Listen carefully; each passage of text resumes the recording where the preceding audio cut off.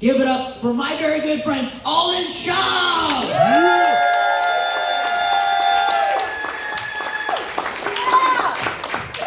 Yeah, one more time for Alex. Give it up for him. I should say longest in duration. It's a 6-hour mic. Also, Alex was brave enough to take his hat off. I feel like I should do that as well. Can you see that one? I lost it. Man, that makes my brothers mad. They're both younger than me. It looks like they get their hair cut by Jason Statham's barber. That's right, that's all I got, guys, the hair. Anyways. Yeah, I was going through some of my old things, and I found a bucket list I had written in my 20s. First item on there, it said, become a millionaire by 30. Yeah, well, I'm only 1,017,000 short. Also, I'm 38. I'm just gonna cross that one off, guys. Then down there it said, do a woman twice your age. Again, I'm 38. That might be illegal, I don't know. Cross that one off, guys. And it just said, lose weight. I was like, wow. I'm just gonna cross that one off. On the bottom there it said, own your own home. I was like, good one, young Alden. Yeah, that was pretty good. Yeah, on the back there it said, learn how to speak fluent Japanese. I was like, watashi wa chika desu. You guys know what that means? Just cross it off. Just cross it off.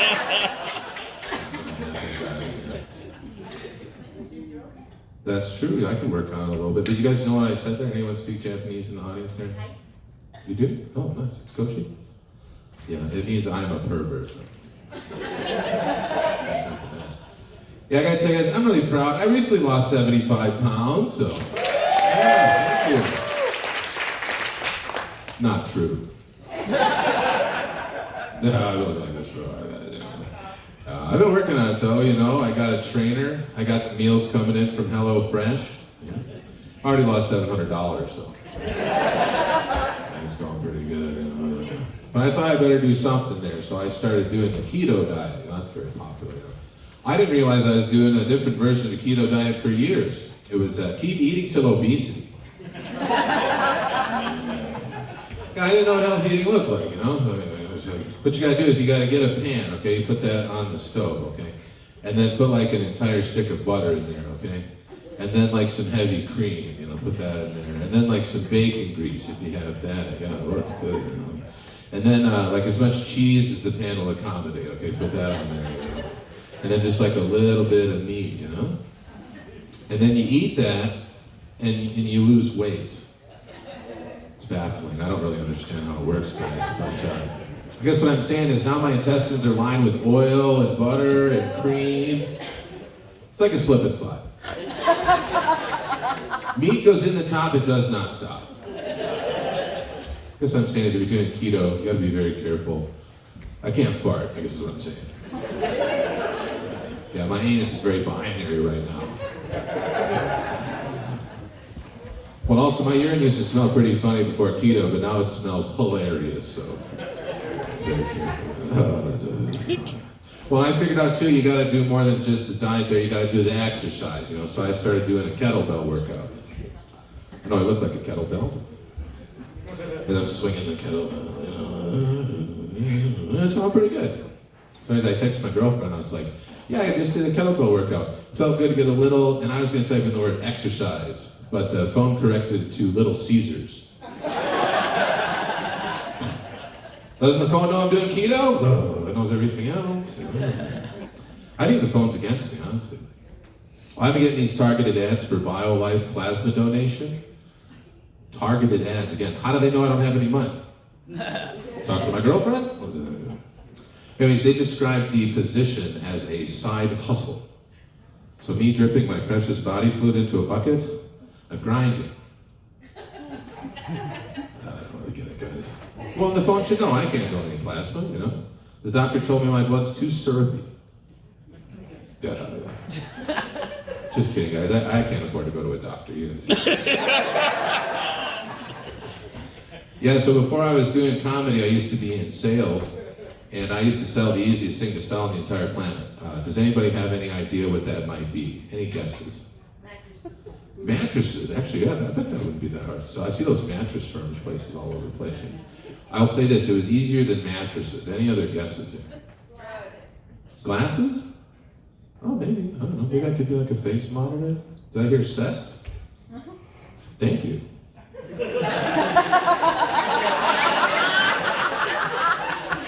didn't know I'd be such an easy sell. Toilet paper. Yeah, I bet that's an easy sell after the pandemic. Oh yeah, people got to hoard it. You gotta have it everywhere. Unless you have a bidet, I suppose. But yeah. I'll just tell you guys, it was even easier than that stuff there. It was handguns at a pawn shop in Texas. Yeah. And I was the top salesman because I have a beard. Yeah, it's real easy. I'll walk you through the sales procedure, okay? Imagine a gentleman walks into the pawn shop and you go, "How many guns will it be today, brother?" That's it. I'll just give you a number. 1. I go, "Okay, cool. How will you be paying today, sir? Untraceable gold bullion?" He's like, "No, that's when he pulls out his gun. I'd like to buy my gun with a gun." Fantastic, it's a pawn shop. We can do that. You know, just type it in. Gun. Oh, look, I see you scraped off the serial numbers. Good, that'll save time. I'm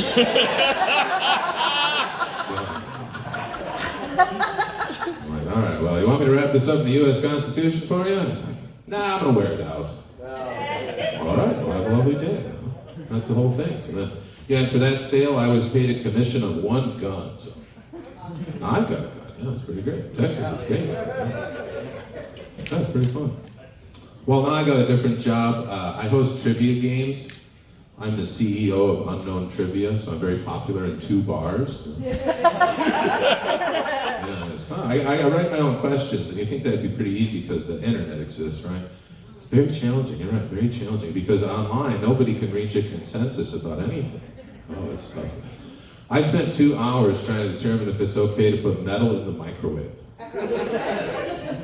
Yeah, seems pretty cut and dry, right? Not on the internet. People, they're like, "Don't ever do that. That'll start a fire." So it's like, maybe. How thick's the tin foil? I'm like, that's not right. Well, again, you do have to reach a consensus, because what will happen during trivia is people will pull their phones out, which is illegal at trivia, first of all. Okay? I'd rather have them pull their guns out. Not illegal at trivia, I'll tell you that.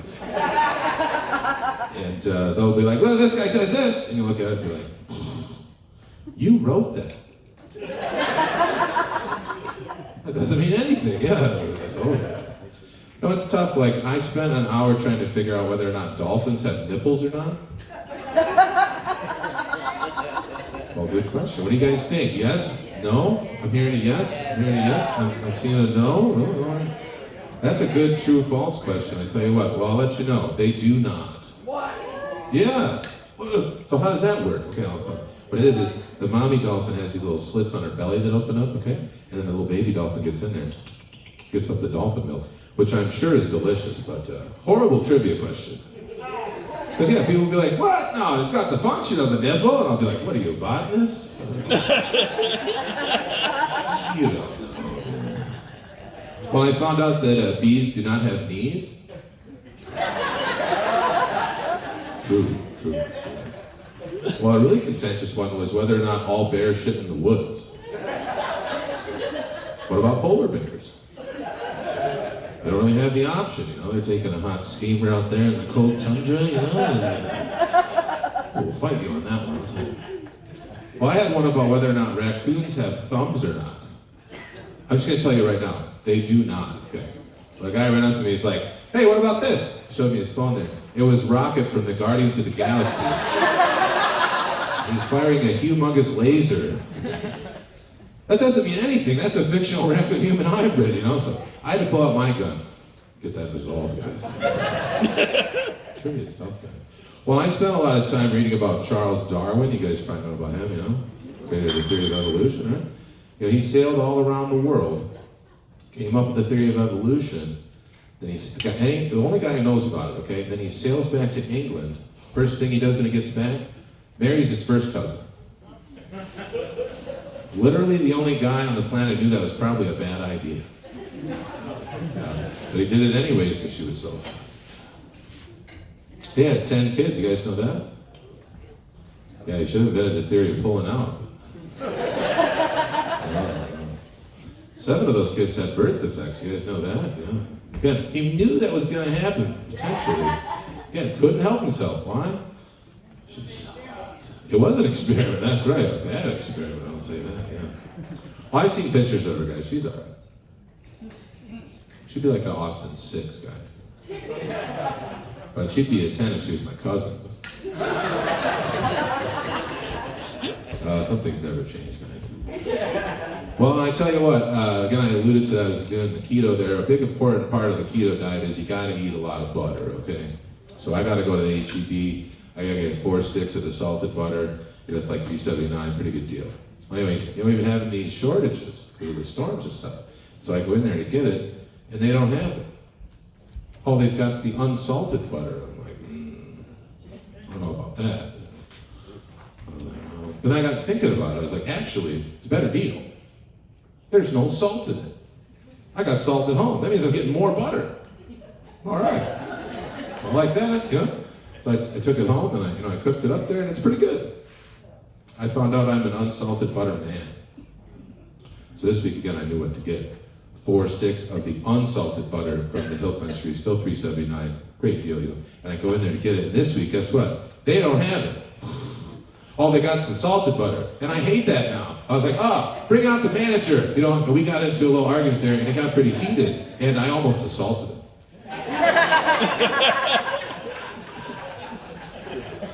You guys are silly. All right. What kind of butter's on that popcorn? Could be both. We don't know.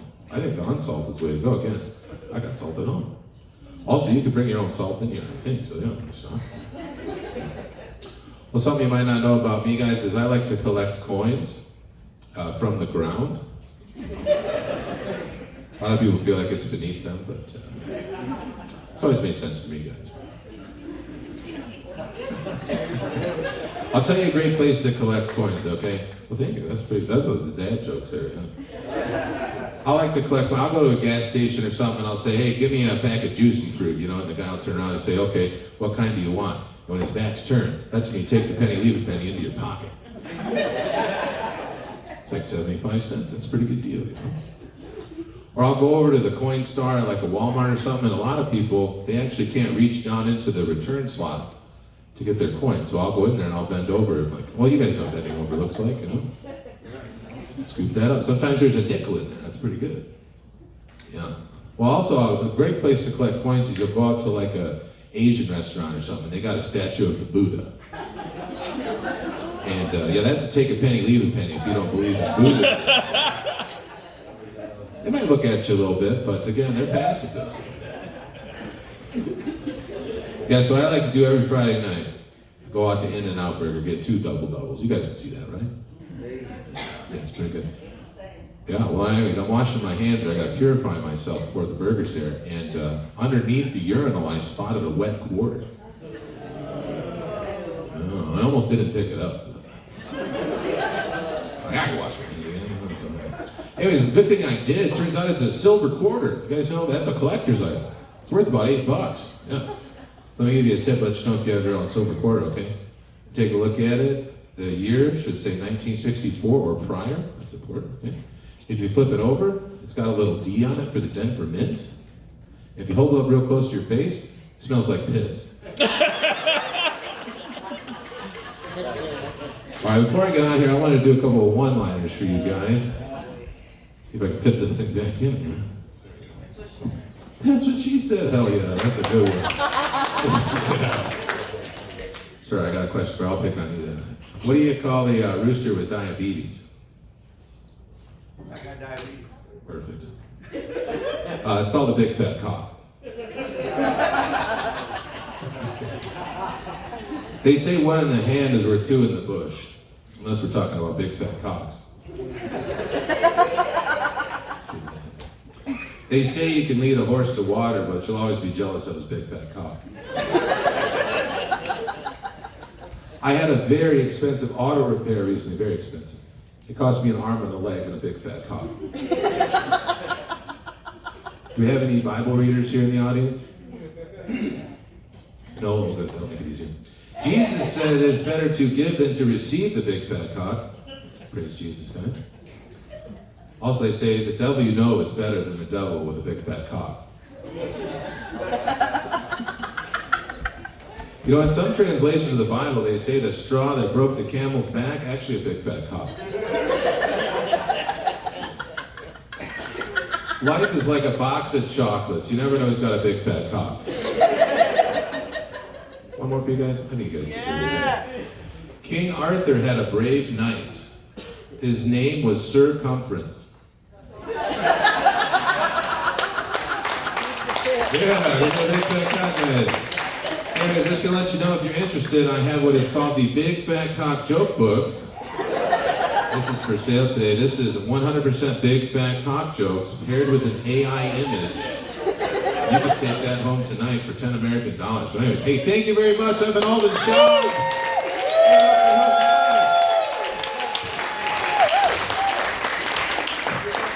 One more time for